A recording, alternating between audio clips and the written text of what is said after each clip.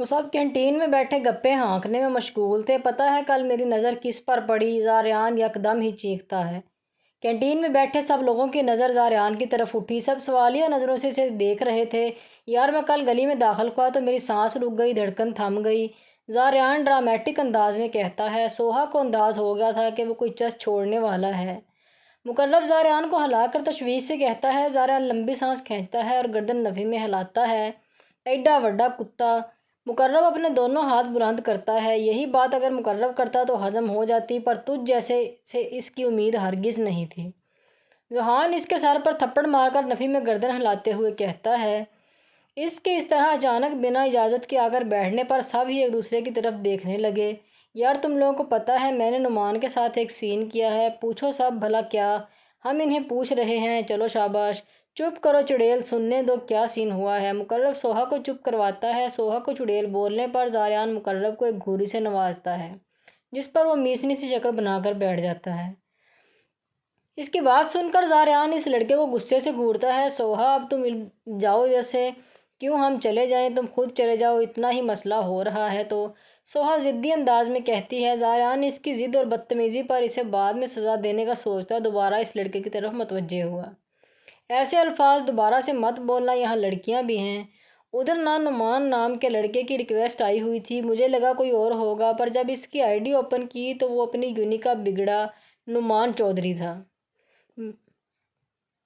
اس نے میرے بارے میں بہت کچھ پوچھا تھا، میں نے فیک انفارمیشن دی تھی اسے۔ کل کی بات ہے، میں نے اسے بولا کہ میں بہت پریشان ہوں، جس پر اس نے پریشانی کی وجہ جاننی چاہی۔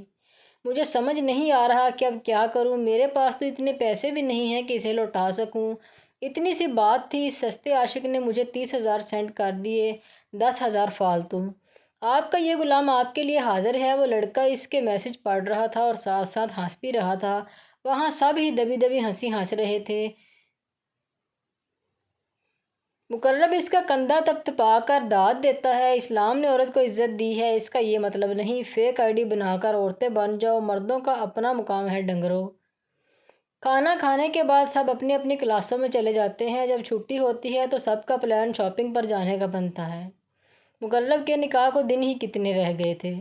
وہ سب یونی سے باہر نکلتے ہیں۔ سوہا اناب لوگوں کی گاڑی میں بیٹھنے لگتی ہے کہ زاریان اسے پکڑ کر روک لیتا ہے۔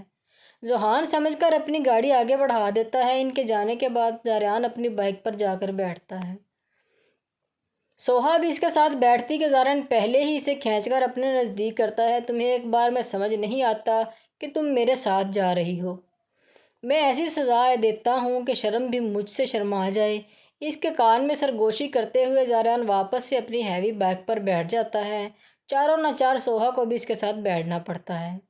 زاریان یکدم بائک کو سٹارٹ کر کے روکتا ہے، جس سے سوہا ڈر کر اس کے پیٹ پر اپنا ہاتھ باندھ لیتی ہے۔ اس کے نازک وجود کا لمس محسوس کر کے زاریان کا وجود ٹھنڈا پڑ جاتا ہے۔ تمہاری حرکتیں مجھے گرم کرتی ہیں اور تمہاری قربت اسی گرم لاوے کو ٹھنڈا کرنے کا ہنر رکھتی ہے۔ اس کی بات کا سوہا کوئی جواب نہیں دیتی، پر نامحسوس طریقے سے اس کے کندھے پر اپنے لب رکھتی ہے۔ زاریان کو اس کی حرکت کا پتہ چل جاتا ہے، پر وہ کچھ نہیں بولتا۔ مال پہنچ کر زاریان بائک پارکنگ ایریا میں پارک کرتا ہے۔ اس دن پہلی بار میں ہی کال اٹھا لیتا ہے۔ السلام علیکم بھائی، کدھر ہیں آپ؟ وعلیکم السلام، میں آفس میں ہوں، کیوں خیریت؟ اگر آپ فری ہیں تو آپ کی لوکیشن سینڈ کر دیتی ہوں، افرا کو ادھر سے لے جائیں۔ اسی لیے میں چاہ رہی تھی کہ آپ دونوں بھی آ جائیں، ہم مل کر شاپنگ کر لیں۔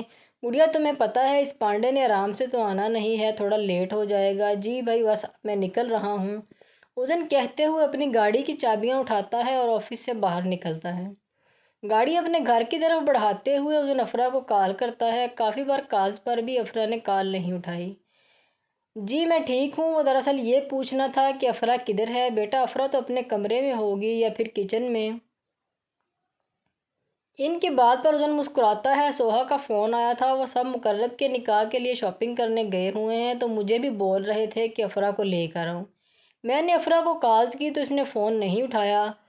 فون کاٹ کر اوزن گاڑی کی سپیڈ بڑھا لیتا ہے۔ 5 منٹ بعد وہ گھر کے اندر داخل ہوتا ہے۔ اوزن سب سے پہلے اسے کچن میں دیکھتا ہے، پر وہ ادھر نہیں ہوتی۔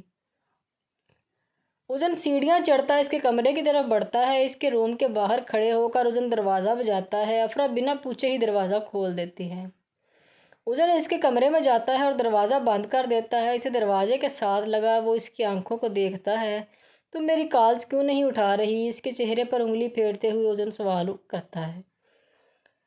यार अपने लिए थोड़ी ना कॉल कर रहा था, तुम्हें ही लेकर जाना है शॉपिंग पर। तुम्हारी आपी की कॉल आई थी, निकाह के लिए शॉपिंग करनी है। अफरा शॉपिंग का सुनकर खुश भी होती है और हैरान भी। अब बोलो भी, या शॉपिंग का सुनकर होश खो बैठी हो मेरी पांडा? इसके फिर से बोलने पर अफरा गुस्से गुस्से से दूर धक्का देती है।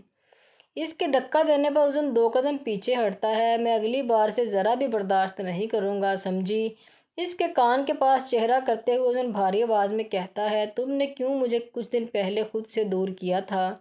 इसके शिकायती लहजे पर उज़न खूबसूरती से मुस्कुराता है। तो मेरा पांडा, इस दिन गुड़िया वहाँ आ गई थी।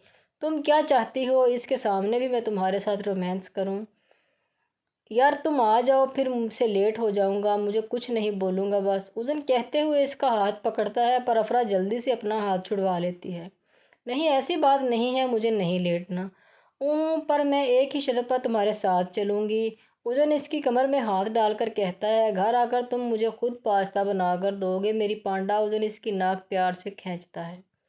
उज़न अपनी बात मुकम्मल करके इसकी गर्दन पर नरमी से बोसा देता है। चलो अब मुझे छोड़ो और तैयार होने दो।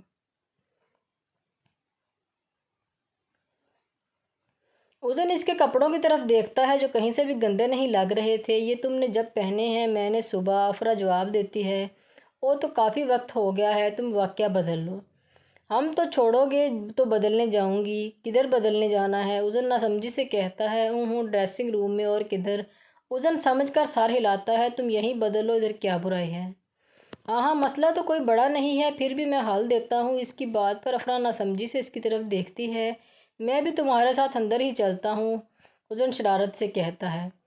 अफरा के इतने आसानी से मान जाने पर उज़न थोड़ा हैरान होता है। क्या हुआ, इतना हैरान क्यों हो? अफरा इसे अपनी शक्ल देखती पूछती है। उज़न इसे छोड़ता है और आगे चलने का बोलता है। अफरा आगे आगे चलती है और उज़न इसके पीछे। यकदम ही अफरा भागती है और ड्रेसिंग रूम में जाकर बंद हो जाती है।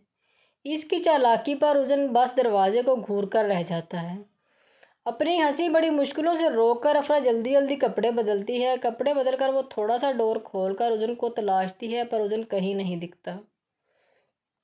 अफरा पीछे देखती है तो दरवाजे के पास ही उज़न खड़ा होता है। बड़ी चालाक बन रही थी ना? उज़न बोलते हुए इसे अपने बेहद नज़दीक कर लेता है। उज़न इसे उठाता है और बेड पर आकर गिराता है। शर्म और गुस्सा दोनों ही अफरा के चेहरे पर दिख रहे थे। उज़न सोचने वाले अंदाज में कहता है, वो मुझे शर्म आती है। वो तो तुम्हारी शर्म क्यों ना दूर कर दी जाए। अब लेट तो हो ही गया है तो क्यों ना थोड़ा और लेट हो लें। उज़न इसे समझने का मौका दिए बगैर इसका कुर्ता उतार देता है। इसके सांस खींचने पर इसके उबार भी ऊपर नीचे हो रहे थे। उज़न बेकाबू होता इसके सफ़ेद उबारों पर झुका। हर जगह अपने लब रखते वो खुद को सैराब कर रहा था। उज़न आप ही इंतज़ार में होंगी। उज़न इसके चेहरे की तरफ देखता है। बस थोड़ी देर, फिर हम चलते हैं। उज़न फिर से इसके उबार पर झुकता है और निप्पल मुंह में लेकर चूसने लगता है। इसके उबारों को छोड़ा उज़न इसके होंठों को अपने होंठों में लेता है। उज़न के हाथ अफरा की टांगों के दरमियान गुस्ताखियां कर रहे थे। वहां अपना हाथ फेरते हुए उज़न इसके होंठ चूस रहा था।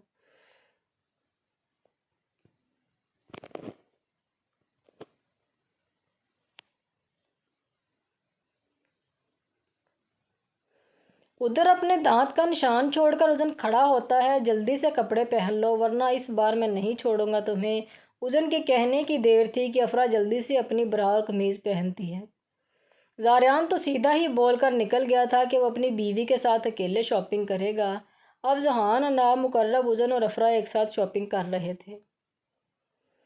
काफ़ी सूट देखने के बाद भी इसे कोई सूट पसंद ना आया। सब ने यही सोचा था कि वो अपनी अपनी बंदियों के साथ मैचिंग करेंगे।